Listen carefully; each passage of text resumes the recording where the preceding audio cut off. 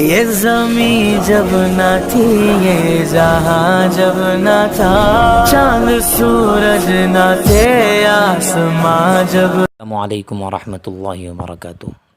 سامعین و ناظرین، آج ہم جمعہ کے کچھ خاص مسائل ذکر کریں گے۔ ترتیب وار 4 مسائل ذکر کیے جائیں گے۔ نمبر 1، جمعہ کے صحیح ہونے کے لیے کتنی شرطیں ہیں۔ نمبر 2، جمعہ کس پر فرض ہے۔ نمبر 3، جمعہ کتنی بڑی آبادی میں جائز ہے۔ نمبر 4، دیہات اور چھوٹے گاؤں میں جمعہ کی نماز پڑھنا درست ہے یا نہیں۔ ان 4 مسائل کو آج ہم ذکر کریں گے۔ سب سے پہلے مسئلہ یہ ہے کہ جمعہ کی نماز کے صحیح ہونے کے لیے 7 شرطوں کا پایا جانا ضروری ہے۔ نمبر 1، بڑی آبادی کا ہونا۔ نمبر 2، حاکم یا اس کا قائم مقام ہونا۔ نمبر 3، ظہر کا وقت پایا جانا۔ نمبر 4، خطبہ پڑھنا۔ نمبر 5، خطبے کا جمعہ سے پہلے ہونا اور اتنے لوگوں کے سامنے خطبہ پڑھنا جن سے جمعہ قائم ہو سکے۔ نمبر 6، کم از کم 3 مردوں کا جمعہ میں شامل ہونا۔ نمبر 7، جمعہ میں شرکت کی عام اجازت ہونا۔ یہ 7 شرطیں جمعہ کی نماز کے صحیح ہونے کے لیے ہیں۔ جب تک یہ شرطیں نہ پائی جائے تو جمعہ کی نماز درست نہ ہوگی۔ دوسرا مسئلہ یہ ہے کہ جمعہ کس پر فرض ہے اور کس پر نہیں۔ جمعہ کی فرضیت اس شخص پر ہے جس میں 9 شرائط پائی جائیں۔ یہ 9 شرطیں اگر پائی جائے گی جس شخص میں، تو اس شخص پر جمعہ کی نماز فرض ہوگی۔ نمبر 1، بڑی آبادی میں مقیم ہونا، یعنی آدمی بڑی آبادی میں مقیم ہو۔ گاؤں دیہات میں رہنے والوں پر جمعہ کی نماز فرض نہیں ہے۔ نمبر 2، تندرست ہونا۔ اس سے معلوم ہوا کہ مریض شخص پر جمعہ فرض نہیں۔ نمبر 3، آزاد ہونا، لہذا غلام پر جمعہ کی نماز فرض نہیں۔ نمبر 4، مرد ہونا، عورتوں پر جمعہ کی نماز فرض نہیں۔ نمبر 5، عاقل بالغ ہونا، بچے اور پاگل پر جمعہ کی نماز فرض نہیں۔ نمبر 6، بینا ہونا، یعنی آنکھ والا ہونا، نابینا پر جمعہ کی نماز فرض نہیں۔ نمبر 7، چلنے پر قادر ہونا،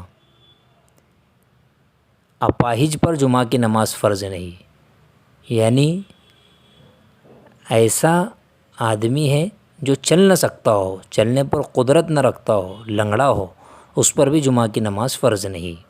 نمبر 8، قید اور خوف نہ ہونا، یعنی قیدی اور گرفتاری کے خوف سے چھپنے والوں پر جمعہ کی نماز فرض نہیں ہے۔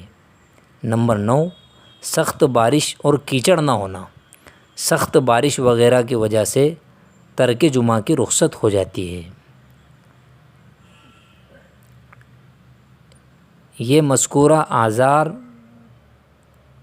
ان عذروں کے پائے جانے کے باوجود اگر کوئی شخص جمعہ کی نماز ادا کر لے، مثلاً دیہات کا رہنے والا شہر جا کر جمعہ کی نماز پڑھ لے، یا مریض اور اپاہج کسی کے سہارے سے مسجد چلا جائے، تو اس کا جمعہ کی نماز اس کی ادا ہو جائے گی، جمعہ کی نماز اس کی درست ہو جائے گی، جمعہ ادا ہو جائے گا۔ اب تیسرا مسئلہ یہ ہے کہ جمعہ کتنی بڑی آبادی میں جائز ہے۔ تو جمعہ کی نماز کے صحیح ہونے کے لیے بڑی آبادی کا ہونا شرط ہے، اور اس کی حد کیا ہے؟ تو اس بارے میں علماء کی، فقہاء کی عبارات مختلف ہیں، یعنی الگ الگ باتیں ہیں۔ ان تمام باتوں کا خلاصہ یہ ہے کہ جس آبادی میں